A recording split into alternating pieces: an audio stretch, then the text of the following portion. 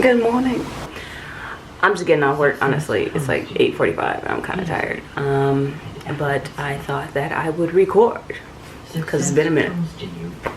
I'm about to make some tea and then just kind of like unwind for a little bit, and then I'm going to take a little nap.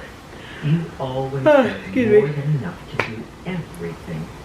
Brings you true. My throat is hurting. I'm gonna be honest with you. I think I'm getting sick, which is a negative because I don't really get sick, which lets me know that I'm stressing too much or I got too much on me.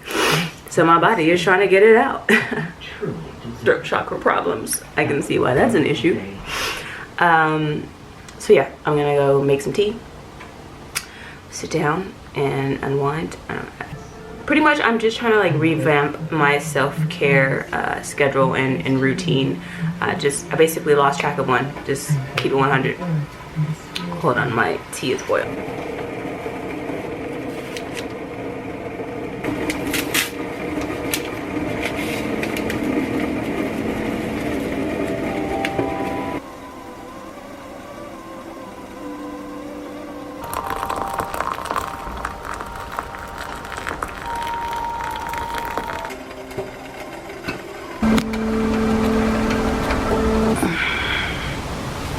My throat legit hurts.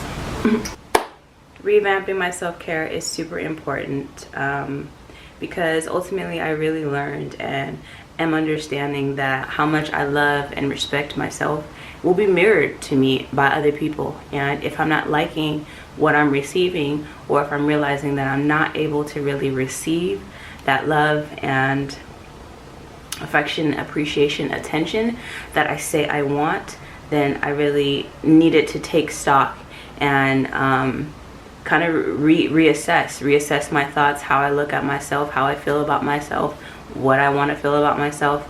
And you know, with everything that's going on, I did finally realize there was an imbalance with what I thought I wanted to be in comparison to where I am, and further comparison to where I want to be. So, or who I really am. It's work, and I really had to maneuver my way around and find a way to get myself out of the victim mode. I mean, yes, I have had some trauma. Now I realize that, you know, I can't, the more that I'm putting the band-aid on it, the more that I'm taking time away for it to actually heal. That I'm not taking the time to go in, go deep, and really heal that at its core.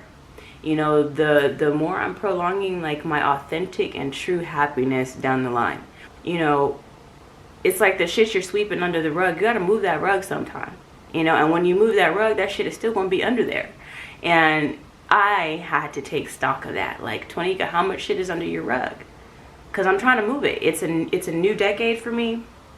And I know that where I'm at right now is not where I want to be. And so not only do I have to be appreciative of where I'm at and everything that I have in my life right now, everyone, everything, every whatever, I have to be so appreciative of it all at this moment before I can even move on to my next chapter. And that's where I'm at right now. That's what I'm coming to terms with. And it's not a comfortable thing, but you know, change is not comfortable. At some point in my life, with all of the things that I've gone through, at some point I wanted to protect myself and not be hurt, protect myself from that hurt, from that heartbreak, from that pain. And I realized that at some point, you know, I became really risk adverse, and I became scared, fearful, and so many other things that hindered me from actually doing stuff, from getting out.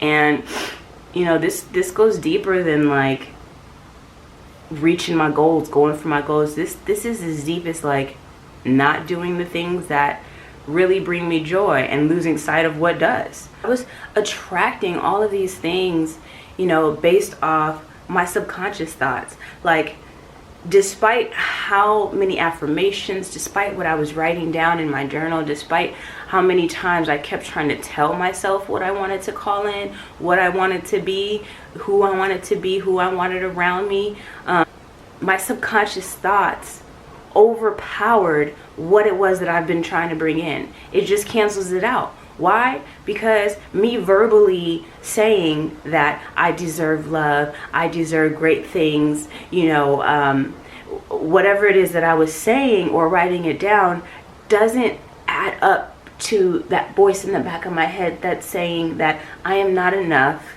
I am unloved, you know, I am not creative, you know, all of these things that like I grew up believing, all of these thoughts and narratives that are just not true. Attachment trauma is real. I did not grow up with the sense of being told that, hey, you belong. You know what I mean? I just didn't. And so, you know, quite the opposite. You know, I was always the black sheep. And so in turn, that caused me to search everywhere else. I was searching everywhere else, trying to find that external validation because I never got it internally from my environment. I have to rip off that Band-Aid. I have to heal the childhood trauma. I have to heal the grief. I have to go through the pain, the growing pains of redefining myself, changing the narrative. Let's keep it 100. That's like stopping a train that's going 100 miles, you know, one way and trying to get it to go back. It don't flip initially. You got to halt it, slow it down, right? You got to slow it down and stop it. Then you got to get it ready to go back the opposite way. And that requires traction. It's a buildup. And so I'm growing pains. This is a huge redefining moment for me in a lot of ways. Like, I've never fought so hard for my life before. Not in a sense of like I'm dying or anything, but fighting for myself, being my biggest cheerleader, being that motivation and inspiration for myself that I didn't have. That's a big fucking deal for me. I will not know my own strength, my own power, my own magic if I was not able to go through these tests and tribulations. Like, I know that. And so I am so grateful, so grateful. Breaking old habits are hard and uncomfortable, but this unrealistic view of safety and comfort that I had because I've been by myself for so long, it's false. Moving past the part of being like, because I've gone through everything, so much loss, so much pain, so much hurt, I'm just trying to hold on to something secure, something comfortable, something safe. And I know that that's not how life is. I didn't realize that I had gotten here.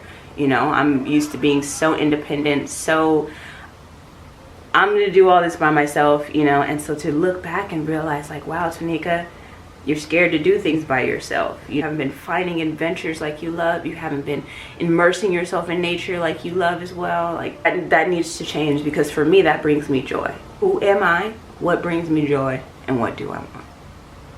Those have been the questions. I'm employing a new level of self-discipline, setting boundaries, and things that are just healthy for myself. Non-negotiating self-love and self-care regimen, a non-negotiating boundaries. This is very important, you know, because this is one thing that I have to remind myself. I get so hung up on being like, oh, I gotta do this again. Like, you're gonna go through shit over and over. You're gonna go through some shit 3-4 times. And the real lesson is, how are you responding to it? Hello. If you keep acting the same, reacting the same way, then did you really learn the lesson? As I said, the universe don't take so lightly on teaching you the same thing over and over again. Speaking from experience. Yeah, new self-care. Requiring me to move my body, get a little more active, eating better, you know, really preparing better meals, getting out in nature. And it's just really important for me. Make sure that I'm out in nature. I'm excited. I'm going to be buying a bullet journal so that I can try a new style of journaling. I've been journaling since I was like 13. And so I heard about this bullet journaling. It seems really cool and a really awesome way to provide me space to be creative on a daily basis. And that's something that I'm really working on, as well as more mindfulness. You know, I really do need to take stock of my mind, because I am probably one of the biggest overthinkers in the world. Shout out to the analyzers. So my brain hurts at this point, and I'm just trying to find